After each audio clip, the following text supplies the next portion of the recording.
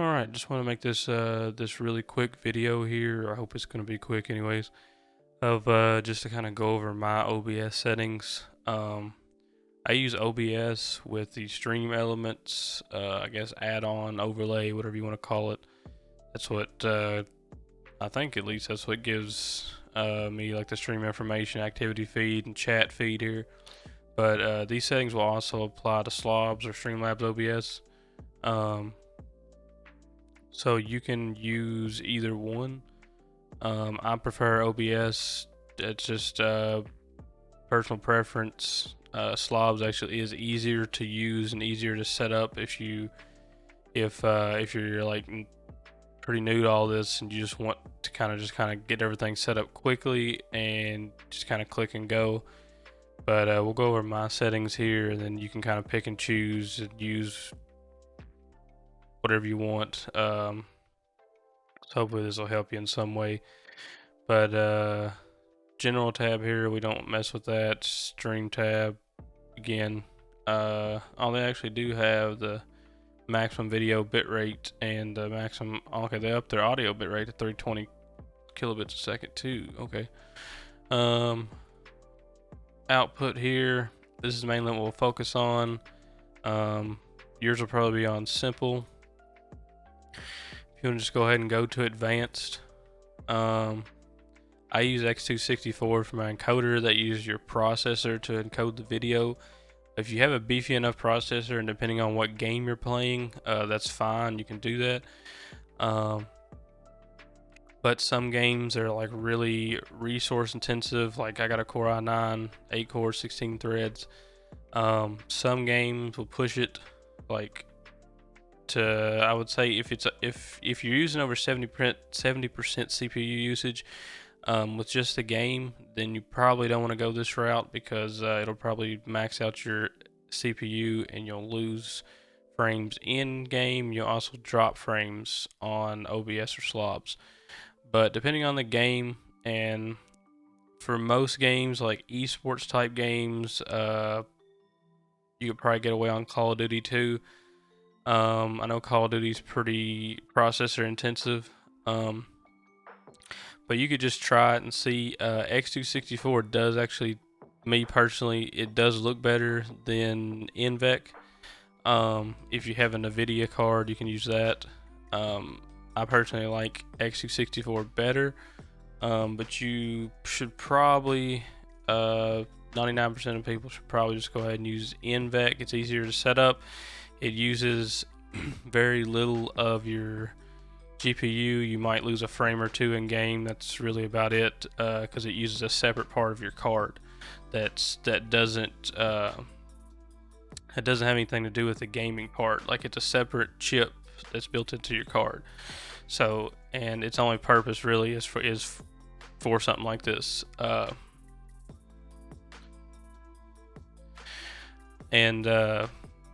OBS doesn't have direct access to it, like say something like Shadowplay does. OBS only has software access instead of hardware access, but it doesn't really matter, I don't guess, but that's just something to note. But on this NVENC right here, so I would select this as your encoder. Rate control, we'll leave it on CBR. Bitrate.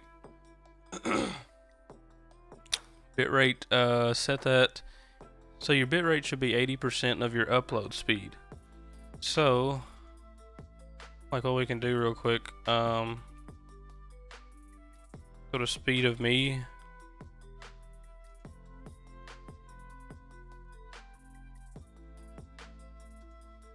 And we'll just do a quick speed test here.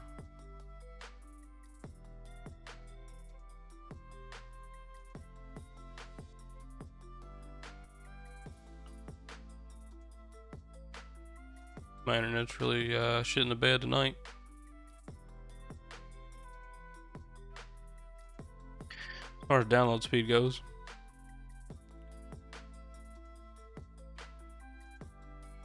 Upload speed is pretty normal.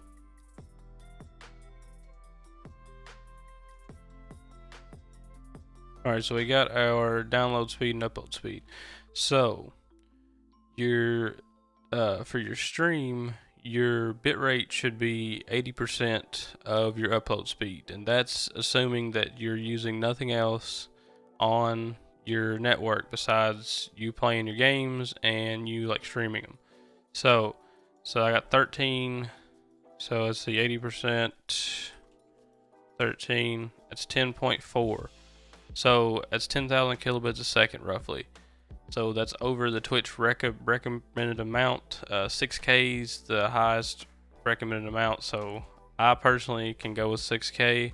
Again, just do a speed test. You can use Speed of Me, speedtest.net, whatever. Take your upload speed and just take.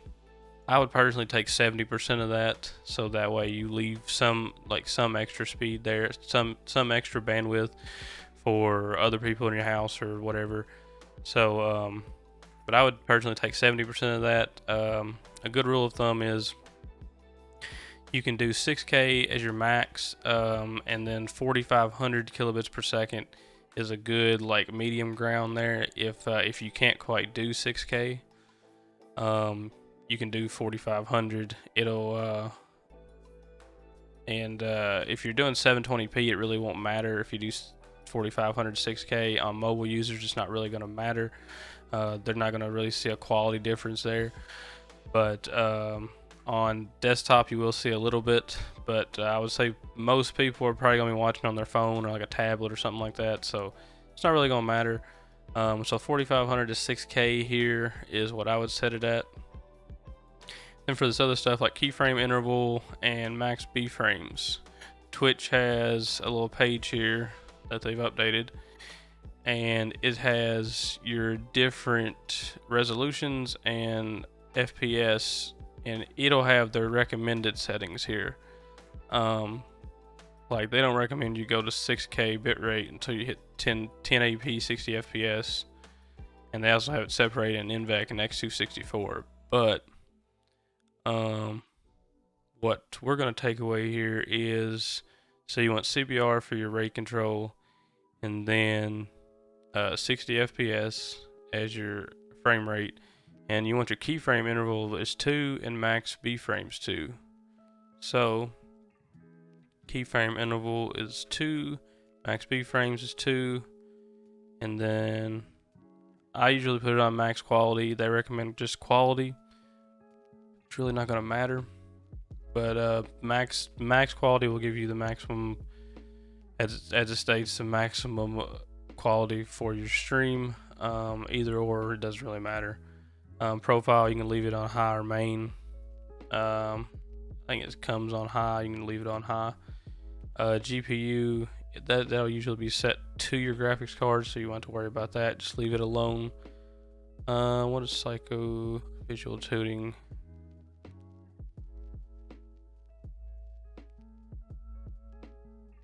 You can leave that on. I wouldn't turn look ahead on because it'll change the max B frames.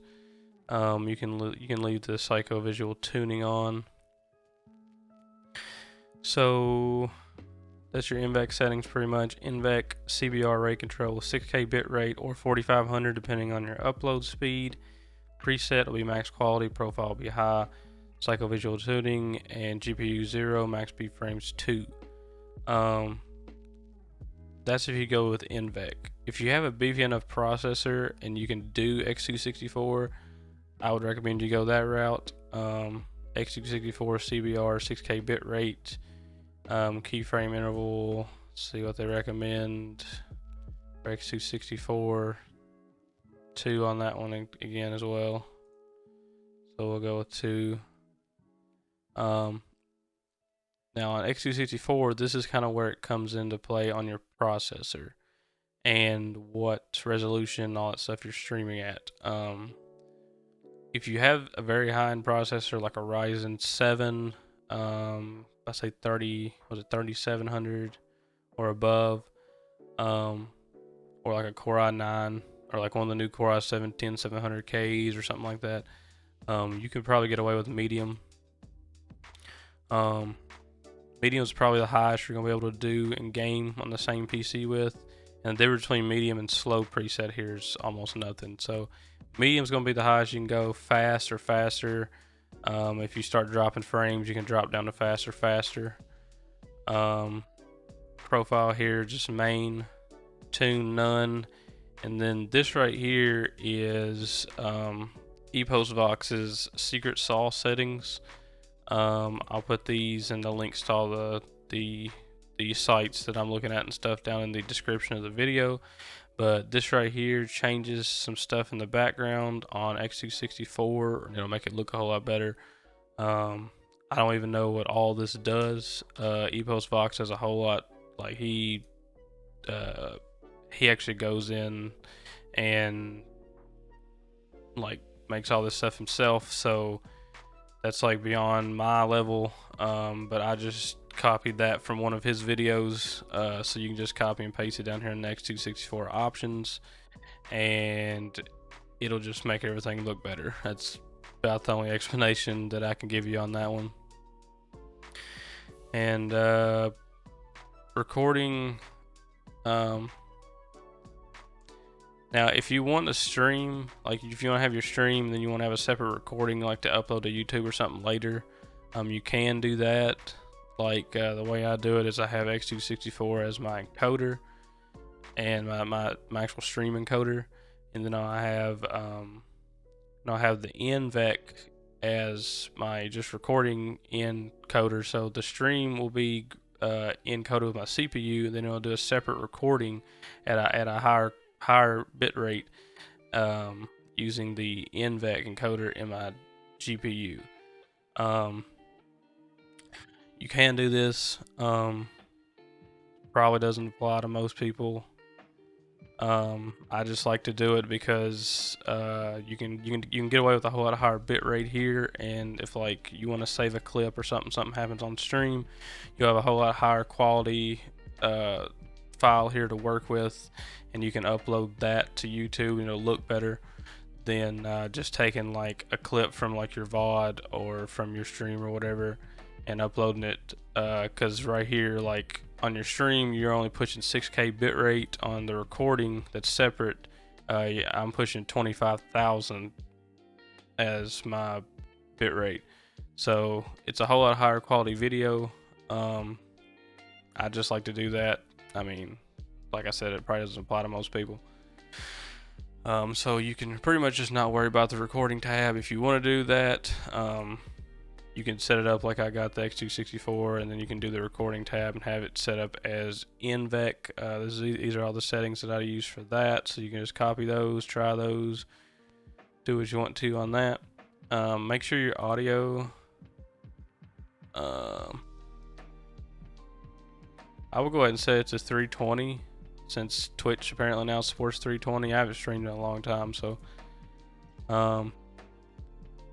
I would set it to 320 and just try it and see. And if you have any audio problems, like any kind of like weird noise, like crackling, your audio is not matching up with your video, like it's like off a couple seconds, like behind or whatever. If you have any weird occurrences, I would just put it back down to 160. But they actually support 320 kilobits a second now, so if you have a good mic and you think you can do that, sure, go ahead and go for 320 on that. I would only change, I mean, you can go down through here and change all of them, but it's only going to pull track 1 unless you set it for all these other ones. But 320 as your audio bitrate, so that'll cover the output. Just setting up your just normal audio, make sure it's 48 kilohertz, channel stereo. Your desktop audio will be what it's actually going to capture the audio from, so it'll be if you have a headset. So if you have a headset that you're using, it's plugged in like through USB or something like that, you'll select it here. If you have a headset that's plugged in like through like a 3.5 millimeter, like you would just like a normal headphone or headset, you can select it here. So yours would probably, you can probably just leave it on default. I do know sometimes OBS will kind of like freak out if you leave it on default and it won't pick up your default device. So it's a good idea to select it here, if you can. So like, say you're using speakers, say you're using your speakers that's plugged straight into the back of your PC. So that would be, for me, that'd be speakers Realtek audio. Yours will be something similar. I'm using this USB DAC here, so that's what I'm going to select. You'll just have to figure out what you got here. You can, the easy way to do that is go down here to your speaker and open sound settings and scroll down sound control panel, and pretty much probably whatever you got set right here is default. So on speakers, Sobj, or whatever you say, that USB DAC, whatever you got set here is default, is what you want to set right here as desktop audio. And then just like for recording too, whatever you got set for your mic here is what you want to set for your mic here. So mine is a little bit different, but don't worry about that. So you'll set your mic right here. So whatever your default recording device is will be what you set right here. And you don't really got to worry about any of this other stuff here. Move on to video. I would recommend that you either do 900p or 720p. So if you're gonna do 720p, 1080 by 1280 by 720, my bad, will be the base canvas resolution you want to pick. If you want to do 900p, which is kind of between, it's a little better than 720, but it's not as good as 1080. To me, 900p is the good middle ground for like fast-paced games. If you're playing like something like Escape from Tarkov, Call of Duty, anything that has like quick, fast movements. To me, 900p is kind of the sweet spot. I mean, you can do 720 as well. 900p just looks a little bit better, but the main thing here that you want to take away is whatever you're going to do, whether it's 900p or 720, you want these both to be set the same. So mine's only set different because I stream at 900p, but I record for my YouTube clips and stuff at 1080p. So I have to have two different resolutions for those two different things. But if you're just like setting this up just to I mean, stream to Twitch and that's it, you want to have both these set to exactly the same, so that way it doesn't have to do any kind of scaling. So if you're going to do 720p, set this to 720 as your base canvas resolution, and output scaled resolution, set that to 720p as well. If you're going to do 900p, 1600 by 900 on both of these, just make sure they both match. And then your downscale filter, the best one and the one that you really want is the sharpen scaling 36 samples, and common FPS value, you want that to set at 60. Then you can set up your hotkeys here.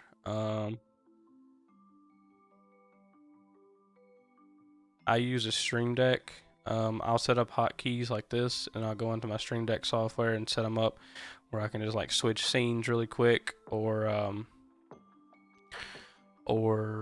you know, like mute, unmute audio, mute my mic, whatever. But another easy way to do this, if you have a keyboard that has a number pad, you can do Control and the number, and that way you can just hit that really fast. So I'm using Control and the F keys, but you can do Control and the numbers. Like if you have if you have a separate number pad, or you have one that's attached to your keyboard, you can use Control, Alt, whatever, and then like numpad 1, numpad 2, whatever, and you can set that to different functions here. You can if you want to. It makes like switching back and forth between scenes and stuff a whole lot easier. That way you don't have to Alt tab out and switch on and switch stuff. You don't have to worry anything about the advanced tab here. Alright, and then we'll get into the scenes down here. So I got live, be right back, intermission, starting soon. And then you got your sources out here. What I like to do is I'll have my alerts at the top, so any kind of like new followers, subscribers, donations, or whatever. And then I will have XSplit VCam, which that's something that you can use for like change the background to your webcam. Software is kind of finicky. I wouldn't really recommend it. It's like $50 for a lifetime license. I'm not even going to get into that, but that's what I use to kind of like blur the background on my webcam. And then you have your game captures right here. I have separate ones for different games, just because I have different settings, like different filters and whatnot. So what I'll do is go on a game and like stream it or whatever, and I'll load it up like on my laptop or my phone or whatever, and I'll kind of adjust these filters. Different games will look, you know, better or worse, so you can set different game captures here. So like you can set a game cap here. You always want to use game cap if you can. You'll get better performance than display capture.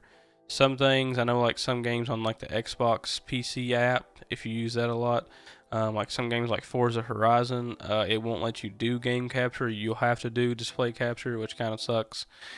But try to do game capture as much as you can. So I got COD, CSGO, EFT.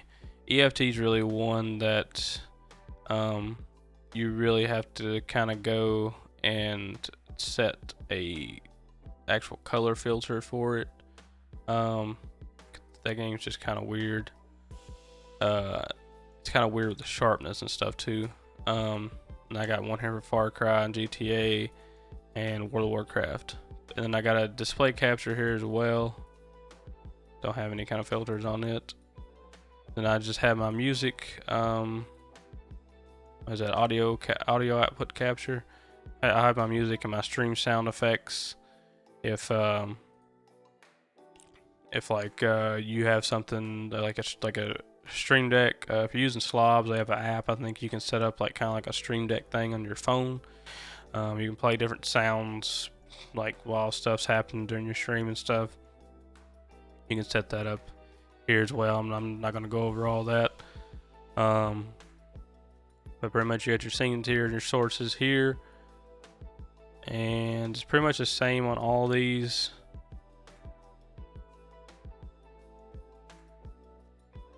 So yeah, that's that. We'll go over here and go into... So we'll go on to filters. So this is for your actual audio. This is for your desktop audio. So some cool filters or some good filters, I should say, that I use.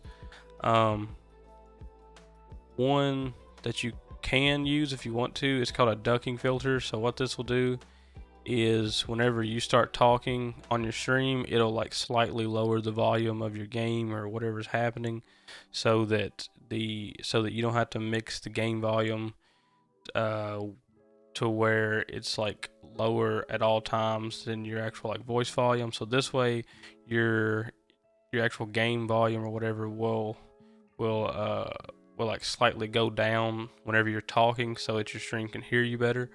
This is called a ducking filter. You'll go down here and you'll add a compressor, and I just name it. If you add one, it'll just say compressor, but I just go ahead and name it ducking.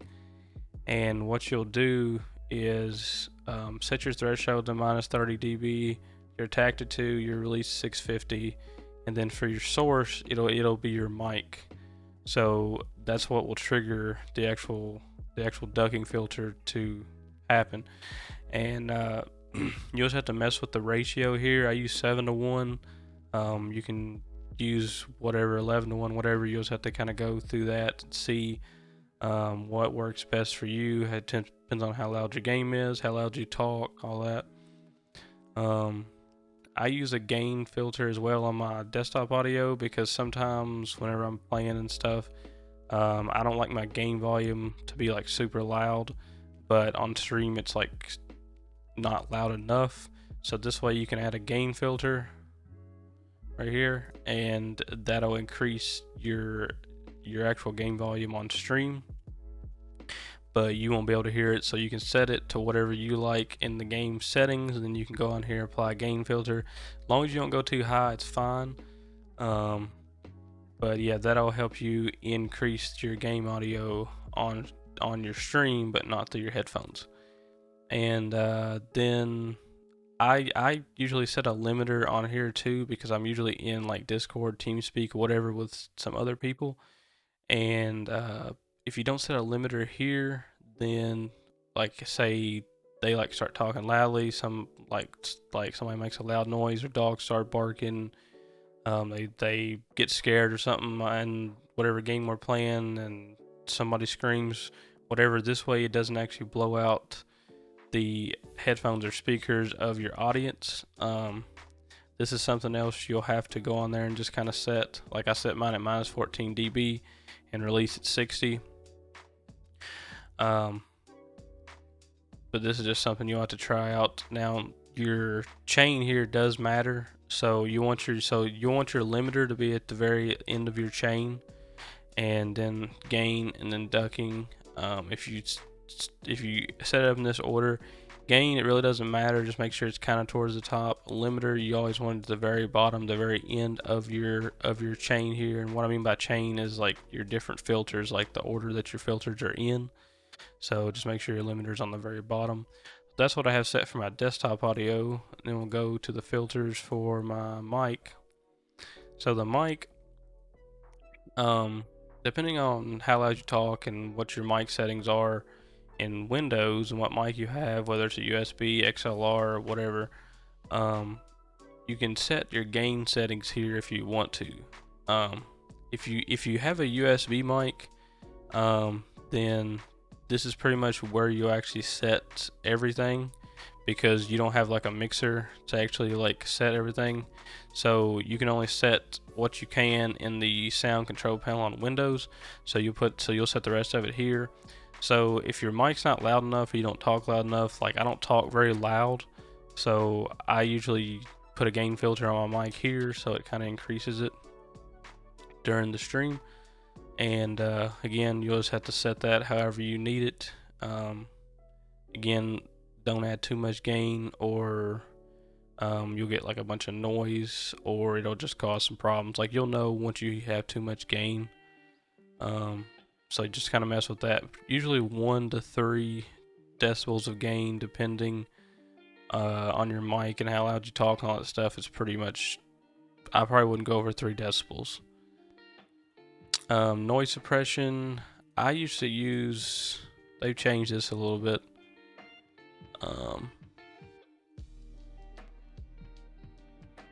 Noise suppression used to be a little different. I've always used this one, I think.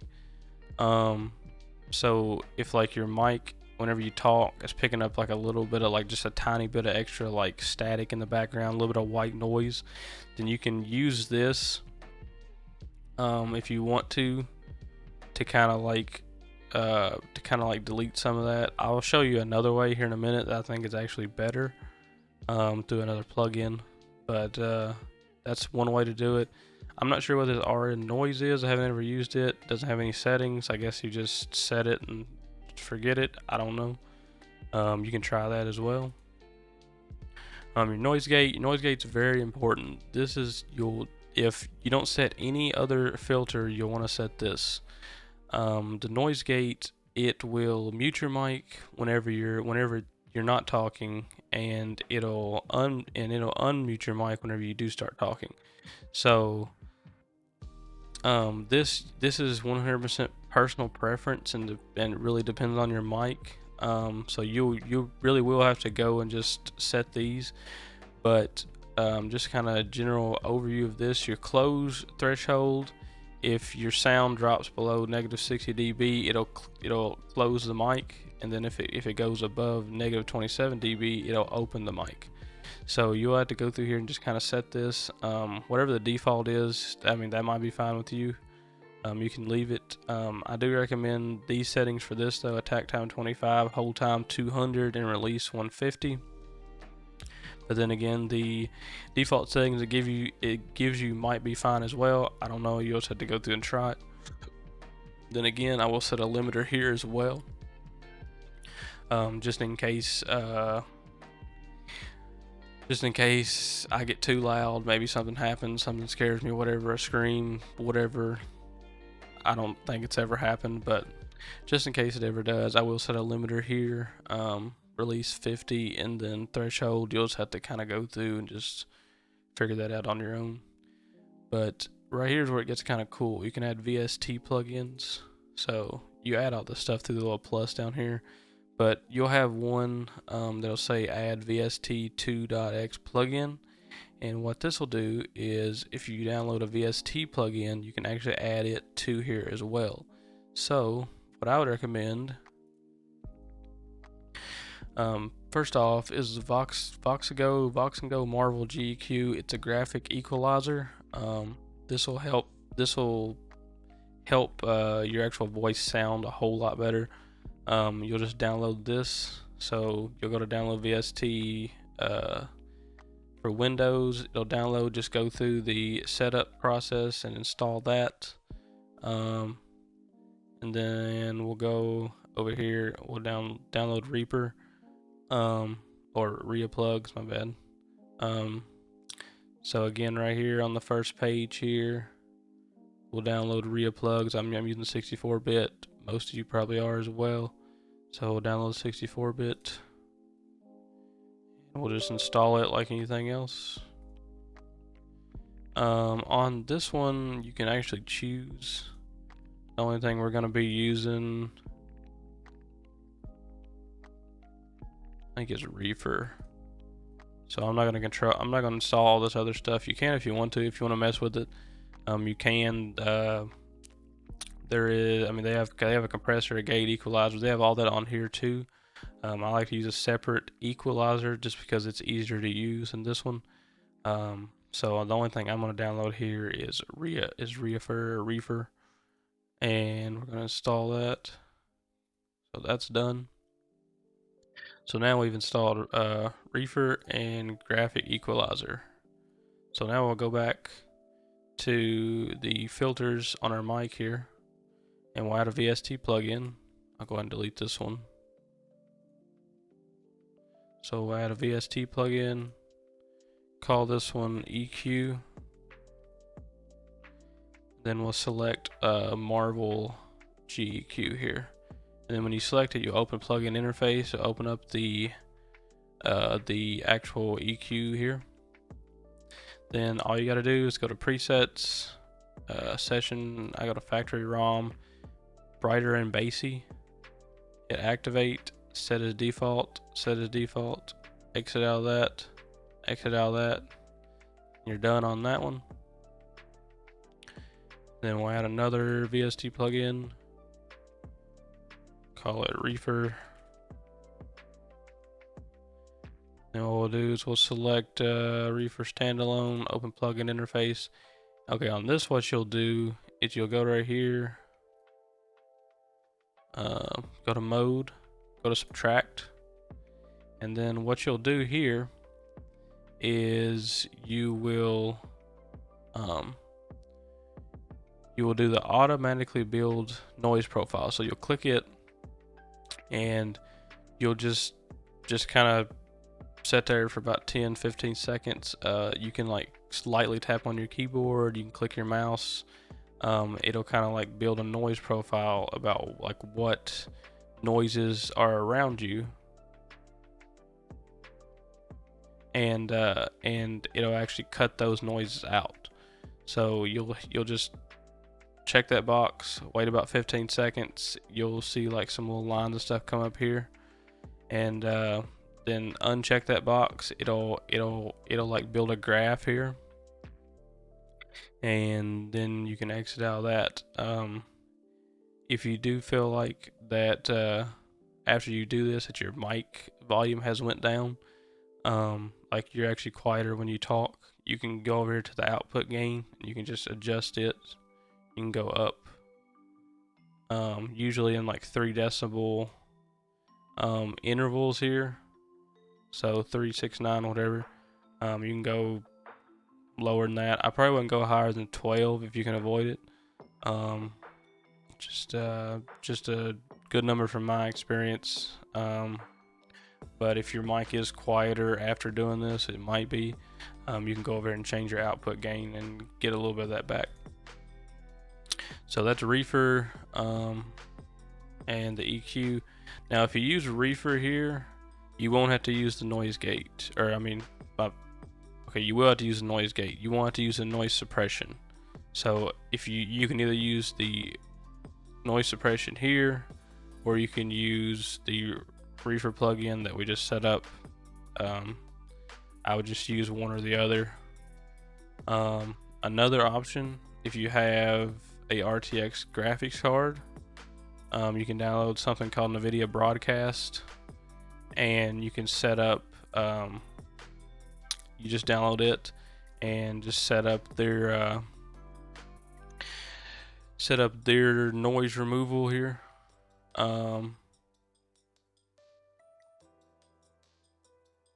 So you'll just select your mic right here. After you install the software, you'll select your mic, and you'll hit noise removal, and you can do the strength right here. Usually 80 to 100% is good, but then you can just kind of test it out here. And this will actually remove any kind of like background noise and stuff too, using the RTX cores in your RTX graphics card.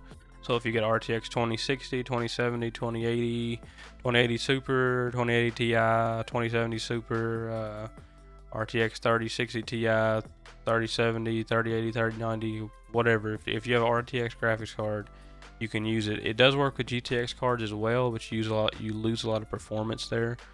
So I would really only recommend it with like at least the RTX 2060 or 2060 Super. It will use a little bit of GPU power. You probably won't notice it in game, might lose an extra frame or two, but this is a good way as well if you don't want to go the reefer route here. So that covers the filters on that and the EQ and all that stuff. All the audio filters for your mic and for your desktop audio. One more thing real quick. You can go on bb-audio.com and virtual audio cable. You can download these. I think you can download the first two for free. And I think you gotta donate like $1, $5, something like that, and you can get more. But pretty much what virtual audio cable does is it adds another source that you can use. So I have one installed from my old setup, but I use a Go XLR Mini, so it's kind of already got the same system, and like the software uses the same idea, I guess. But what virtual audio cable pretty much does, it'll add another playback device and recording device. So it'll add a virtual input cable and a virtual output cable. So what you can do with that, and you can have like 4 to 6 of these, I think. So you'll have extra inputs and stuff. So what you can do, like I have my stream music, I don't actually hear it. Like I only play it through the stream. And the way I have that set up is through virtual audio cable. So what you'll do is like you'll add a audio source here, and after you add your audio source, like mine's Pretzel Music, that's what I used to use. And what you'll do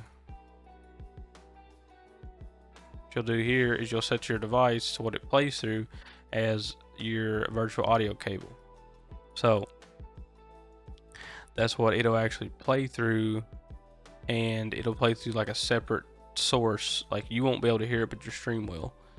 And you can do that for like a lot of different things. You can like separate, your game audio.